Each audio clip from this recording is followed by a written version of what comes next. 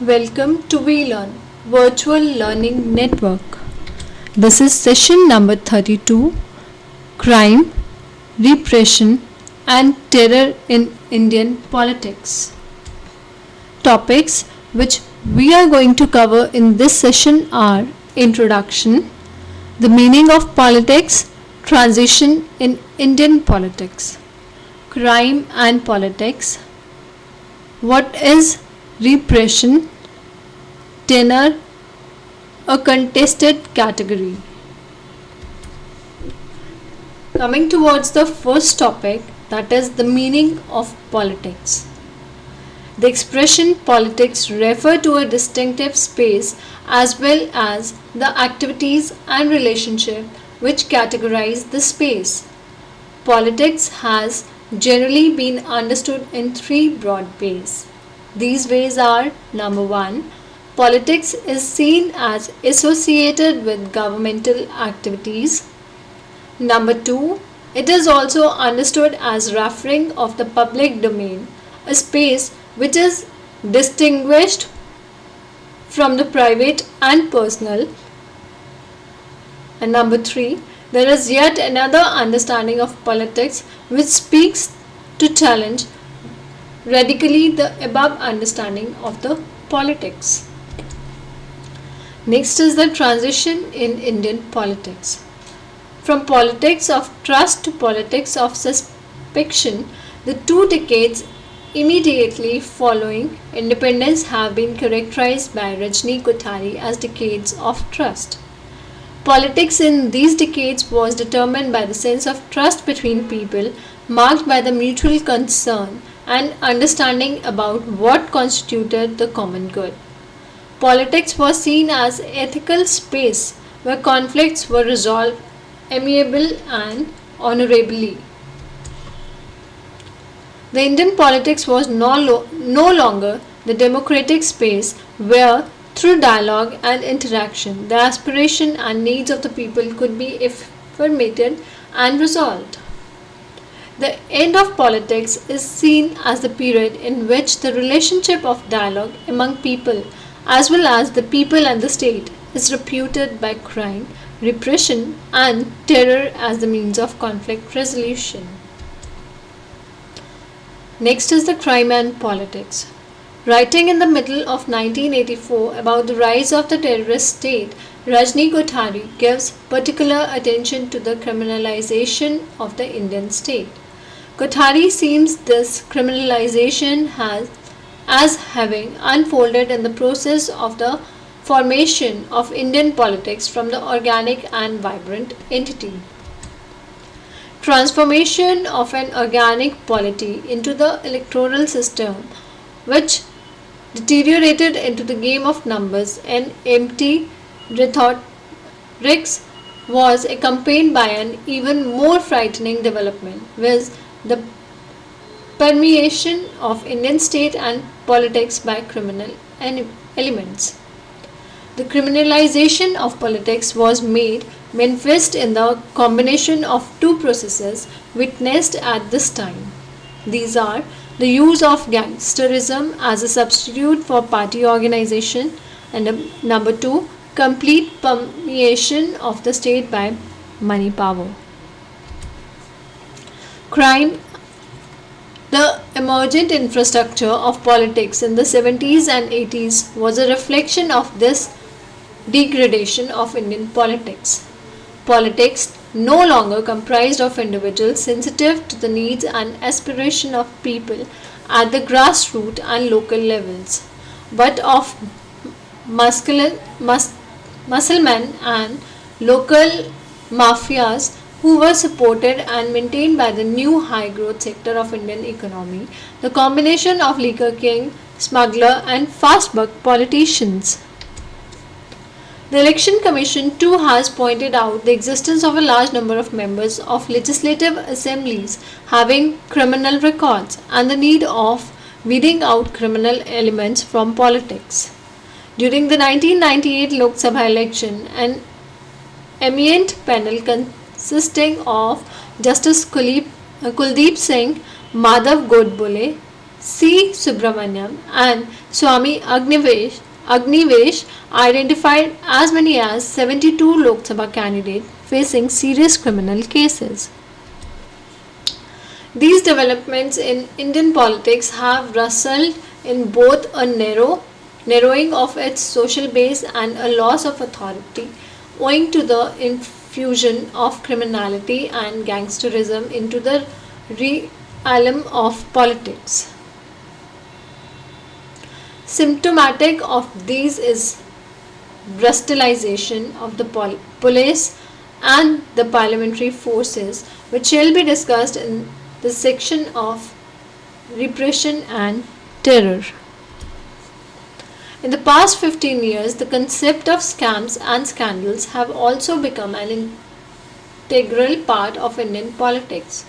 From the Bofors scam in the 1980s through Hawala to the fodder scam, the amount of money misappropriated in these scams has increased manifold.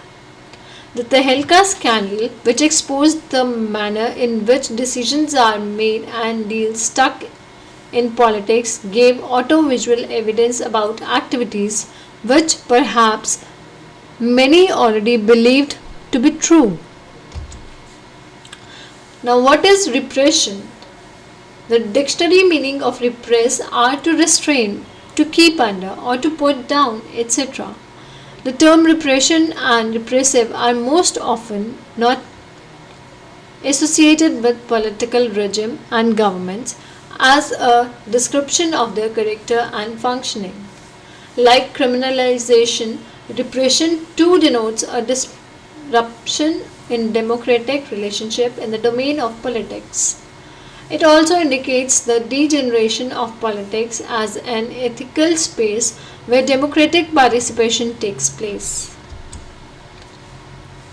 A.R. Desai spoke of the same period as characterized by the growing assault on the democratic right of the people by the law and order machinery of the state.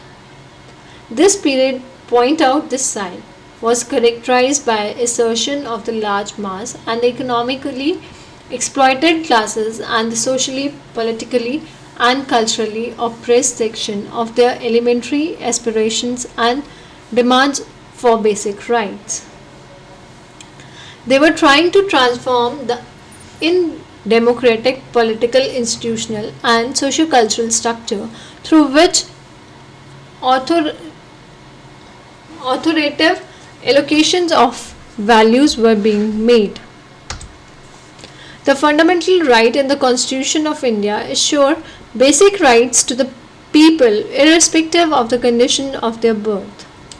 The Constitution of India itself provides for preventive detention or detention without trial even in times of peace. For several years, notably the emergency in 1975-77 and before that during India war with China and Pakistan, the whole of the country was put under emergency, facilitating the suspension of the normal procedure of law and people basic rights. A series of acts from the Preventive Detention Act 1950 through the Maintenance of Internal Security Act 1971, the various public safety acts which were enacted by different state governments from time to time, the National Security Act 1980 to the most contentious and repressive Terrorist and Dispute Activity Prevention Act in 1985 were used against various moments. The existence of such extraordinary law is indicative of the failure of democratic politics and the absence of democratic dialogue in the society.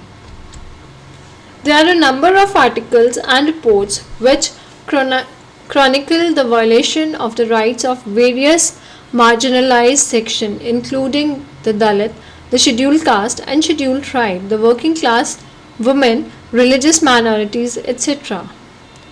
They also list the various measures, legal and extra-legal, through which aspiration for challenge were dealt with by subsequent regime. The Constitution of India, Article 22, itself provides for prevention, detention without trial even in times of peace. Last topic is terror. The word terror, along with other frequently used expressions like terrorize and terrorism, derive from the Latin word terrere, which means to tremble or to cause to tremble, and deter, to frighten from.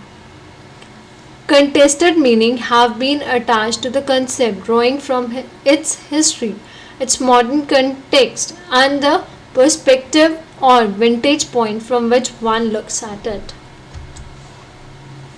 The definition of what constitutes terror in the context of Indian politics come largely from government's legal formulations of what constitute terrorist and disputive activities. Terrorism has been understood as a method consisting of symbolic act of violence intended to have an effect much wider in magnitude than the actual act. The legal definition of terrorism have been modified from time to time, and these definitions have invariably cited concern about the security environment of India.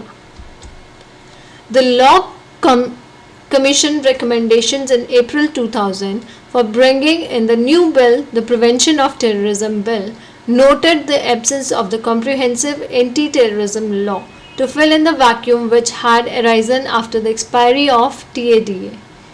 The civil liberties and democratic right groups in India have pointed out that some of the activities called terrorism by laws like TADA and POTO is actually politically militancy. K. Balagopal. Balagopal makes an important point that the different treatment of political militancy by government is not so much because it is militancy but because it is politics, and that two politics of the different kind. Terrorist groups have a politics which is not guided by just terror. Often their politics, right or wrong, has a wide social base, which means that a substantial number of people support it and its armed activities. Now in the last there is an exercise for you, few questions which are based on this session. The questions are: number 1, what do you mean by politics in the decades of trust? And question number 2 is, what are the civil liberty right groups? Thank you. Happy learning. We learning.